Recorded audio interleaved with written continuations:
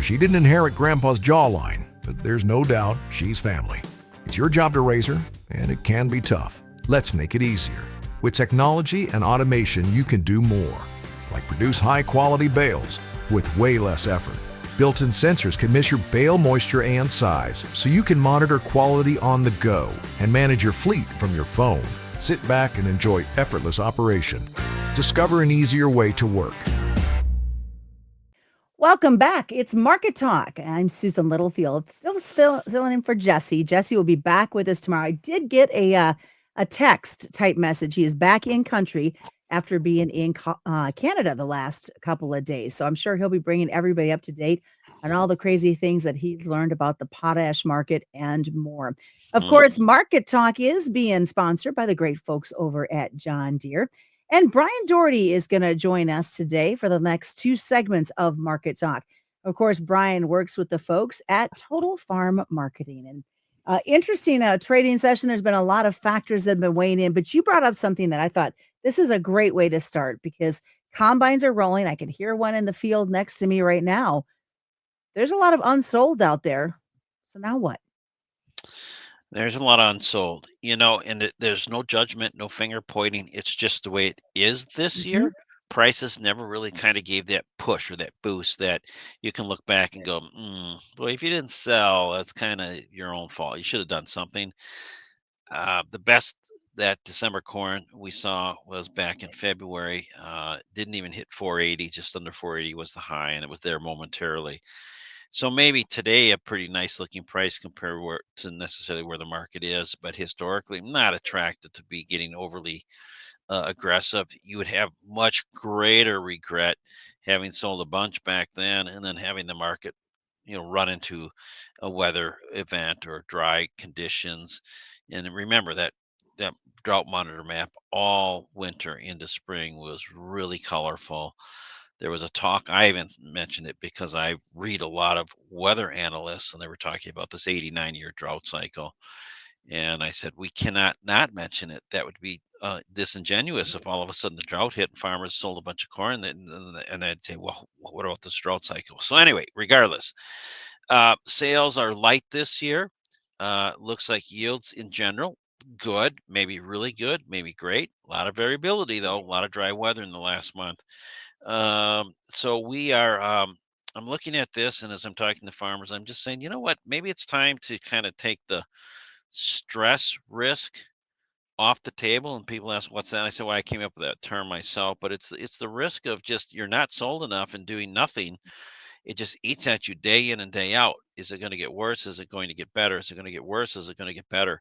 So one strategy or thought that I had here with about a 10% recovery in the futures market and carry in the market, do think about if you've got good inventory and you're going to store it, think about forward contracting a comfortable amount. Maybe it's 20%, maybe it's 25%.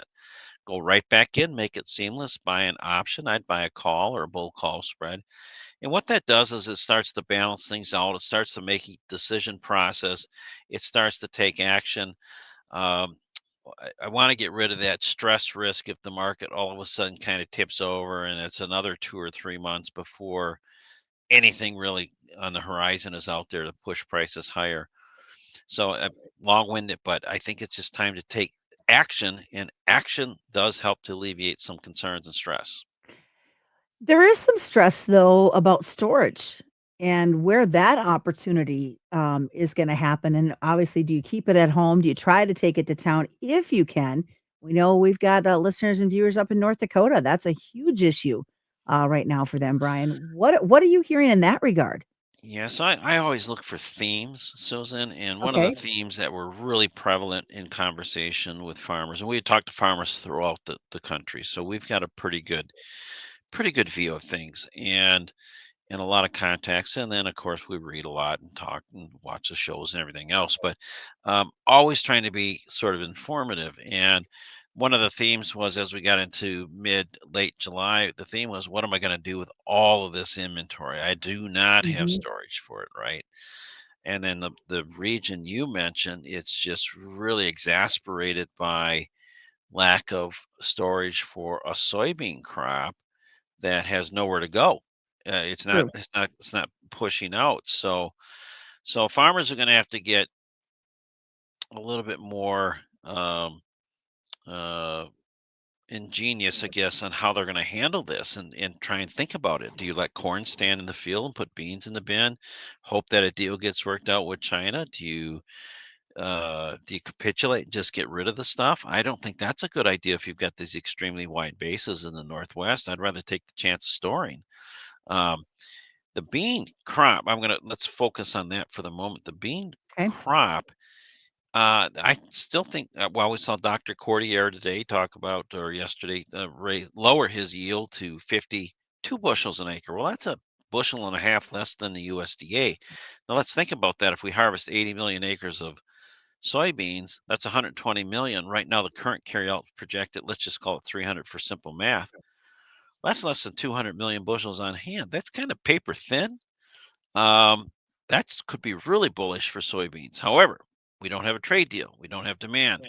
And so how long does that come into play? So no easy answers necessarily, but as I look at this, farmers need to sharpen their pencil. Do you want a commercial store? If so, how long? What kind of deals are offered? What kind of basis can you lock or don't lock?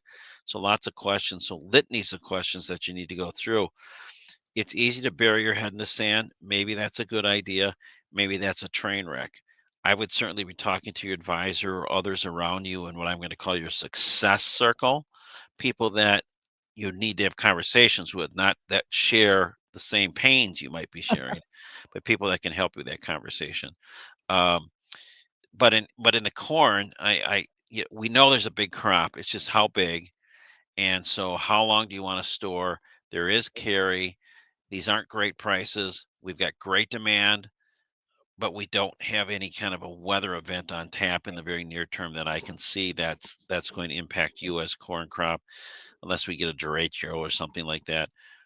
And it's a long time before the southern hemisphere weather really has impact. So I guess what I'm arguing is concentrate on strategy here. What I put forth was an idea to get started that can move some inventory. It doesn't have to be forward sold. If you need to move it now, and then retain the ownership. But I'd be seamless about this. I can be pretty optimistic on prices, and I know people want to hear that. But that is one scenario. We've got great demand in corn. Hmm. We've got a big crop coming, but the big crop is probably not quite as big. It seems to be getting smaller, maybe somewhere around that 182 bushel an acre yield number, with disease and rust issues and dry weather. Um, so concentrate on the strategy. Good advice. From a export perspective, though, I mean, numbers came out today and very decent on corn. A shocker, Mhm. some said, on this wheat and beans. Kind of, Brian, yeah, where we kind of expected they should be. Unfortunately, Well, the market's responding. When I say the market, the marketplace is a centralized vote. I always say the Chicago Board of Trade is where all the votes come into one pot, but really the world market, export markets, that's people voting somewhere else, right? And that means somewhere else, Mexico was a big buyer, but somebody else is saying, you know what, this is really good value. The risk of it becoming worth less is not very strong. So let's secure the inventory and do the right thing and make sure we're building channels and buying while it's good value. And what is the definition of good value? Well, here's my definition of good value. If you can buy it for less than it costs to grow it, that's really good value. And that's unfortunately where the markets have been in corn, beans, and wheat. Uh, Very good value to the end user. I'd call them a bargain. And tough times for the producers. And those things just don't last forever. So things, are changing, and we're seeing, like you said, beautiful export sales number today in corn, 75 million bushels. We're often in recent history off to our strongest start ever for the marketing year on corn. We're over a billion bushels, 1,014,000,000, and we're what, 3 weeks into the marketing year? Interesting. definitely, definitely so. So, look at Argentina. Did it surprise you that it only took 2.5 days to reach their 7 billion? No, I think that's a reflection of, again, the marketplace finding good value and buying it. Okay. It's the analogy is it's a little bit odd, but it's just like, in town, all of a sudden you got a 15% sale or 26% sale on something, people go out and buy it. And that's what happened. And so the good news is there's buying. The bad news is it's not the US. The good news is the southern hemisphere at the pace that they're going is going to exasperate their supplies at some point. Mhm. And so if you kind of look at the numbers, China can only stay out of the US market for so long. Now, what is that so long? Could be a year, could be 6 months, but at some point, uh, the US will capture some type of demand, whether it's directly through China or indirectly from other countries that are not buying Brazil or Argentina because they're buying US. So, what about the fact that they took this tax off, or put it back on, excuse me, for grains, but kept it off for beef and poultry? What's your spin on that? Sometimes I tell people it's hard for me to outguess what politicians are trying to outguess. So I True. don't know, but my guess is that they needed to spur some action in the grain and get tax revenues from farmers selling, and probably that worked well for grains. I don't know if it mattered much for the other commodities that you just mentioned. Um, I I don't know. I guess is the Okay. honest answer. I was a little bit surprised by it, but I don't know. Yeah. What about the volatility that's going on in this cattle complex right now? What's kind of your takeaway there? So there's two ways to look at it. So I look at where, for instance, like October live cattle futures are trading today. It's the same price they were trading 5 weeks ago. Um, they've been higher twice, lower. So you're starting to get some volatility from the in a sideways pattern now.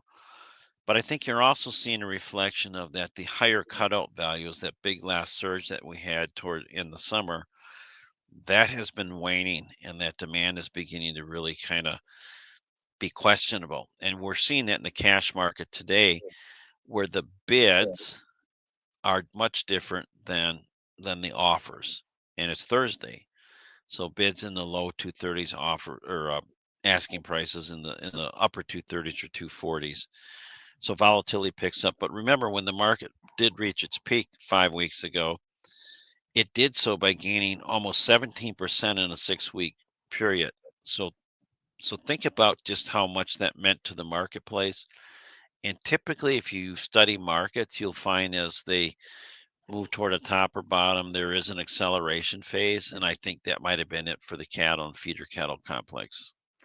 So, is there, as you look at this, the seasonality maybe that's kind of weighing in as well? Because normally this time of year, if we weren't in the political world we're in, we normally see that drop happen. Well, typically we just see the consumer step away from the market. The summer grilling season is getting past us. The holiday, Labor Day, Memorial Day, 4th of July. Now we've got an additional holiday. Uh, the name escapes me right now, but the point of it is those are all opportunities for people to be off of work, grill, buy steak, do Mhm. the summer thing right. That's kind of behind the market right now, and prices have been high for some time, and I think the consumer is sort of backing away from it. And I think even in the, and this is a wild guess on my part, but when you look at some of the big box, Sam's Club, Costco, Texas Roadhouse, it may have gotten to a point where beef was sort of a lost leader in the sense that from a marketing perspective, you get people into the stores because you're maybe uh, pricing beef that's just competitive or a little bit less. It's still high price though. Same thing. You go to, let's say, Texas Roadhouse. Uh, they were able to kind of keep maybe beef prices in check, Mhm. but certainly could raise the price of a margarita or some of these other things that people easy to raise that a dollar and people don't even notice, right? So you have to think about big numbers and kind of changes there, but ultimately high priced beef is a reflection of a what since 62, 61, a beef herd that just isn't 1961, 62 isn't isn't there, and there's going to be no quick fix to this. Um, the administration's aware of it. We're not sure what they're going to come up with, but there's no quick fix to the tighter inventory. So unless something really catastrophic happens to the economy, pullbacks will likely occur in the beef complex, but they may be somewhat shallow, meaning that our new norm for a while is probably 200 plus live cattle, maybe 225 plus live cattle. Brian, what about the market, and the border being closed? Because I know there was some early talk earlier this week that maybe November, we could see this border reopen. Yeah. Texas cattle feeders, I'm sure, would be welcoming of it, but then there maybe slips back our corn export opportunity as well. So kind of a double edge at the moment. It is. It's all sort of circular. Keep more cattle in Mexico, use more corn.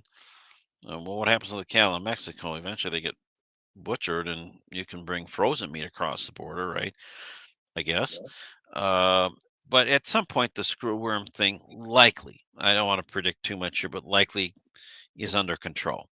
And all the wheels have been in motion for a while to see that happen, but it doesn't happen overnight. But think down the road, several months or 6 months, and feeders coming back across the border. And that's part of that acceleration that likely happened in the live cattle market is just that, okay, you're holding feeders back in Texas or in Mexico. They're not coming across the border. So that is impactful when you're on such a tight supply scenario. Every cow, every calf now counts. Just like in a drought market, every bushel of corn counts. I always hear this from farmers, oh, our area doesn't matter. It all matters when supply is tight. It all matters. Do we see cash continuing to trade on the lower side? I think it trades on the lower side this week. I think I'm starting to hear probably a little bit more concern than I've heard for quite a few weeks or months from producers who are like, yeah, I don't know. It doesn't look like they're willing to bid up. Whereas before it was, when I say before, where are we in September here? Hmm. July, August window, just it was relentless. The cash market led the rally. The cash market is not leading a rally right now. Overall, grains or livestock, what's the thing that you want to kind of keep an eye on as we head towards the weekend and the last week, which is hard to believe, last couple trading days of September? Yeah, so they're all important, right? And everything's important to a different degree to people. So my bigger message is again, don't give up or don't stop thinking about strategy. And remember, doing nothing still a strategy. It's a conscious decision. So farmers are what I call inventory managers. You produce an inventory, and so many are so great at that, and that's what they love to do. But you still got to wear that inventory hat. You got to Hmm. manage it. So understand the tools, call your advisor, ask lots of questions. I don't get enough questions. I don't get the right questions enough when prices are good. I get a lot of questions when prices aren't good. And it's hard to be in plan C, D, or E when A and B have already gone by. Um, so so stay at it. Stay in contact with your advisor or whomever you communicate with in tough times. Look for advantages. I had, as an example, one farmer we talked, and I just said, get your name into to your elevator guy and keep bugging them so that if they get a basis bump, you're on the list. You get called. And sure enough, he got a call and got a basis bump. So just stay at it, right?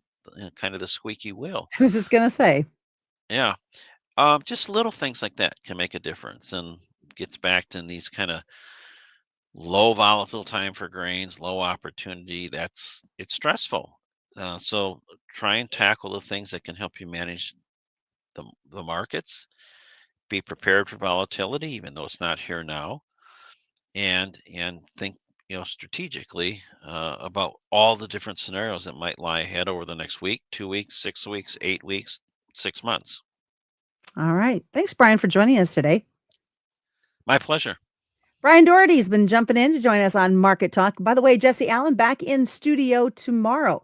And of course, Market Talk is being brought to you by John Deere. So you can turn your hay or silage into consistent, dense bales with John Deere round balers. Precision features. And Axe brings in some integrated technology and dependable performance that you can trust. And that's been another edition of Market Talk.